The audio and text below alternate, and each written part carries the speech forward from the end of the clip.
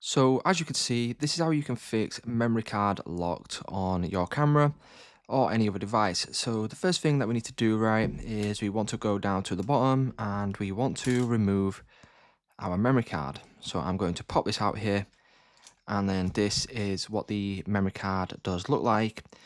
Now, what you will notice on the memory card itself is on the left hand side here, there is a little lock icon and there is a little grey little toggle here. Now, if this grey bit is down at the lock, this will mean that it's locked. So what we need to do is we simply need to slide this little thing up here.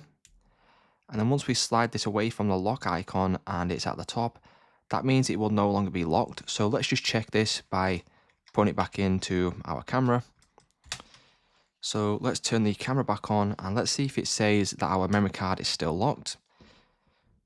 So as you can see, my camera is now on and it's now working correctly, and it will allow me to then take photos or videos as normal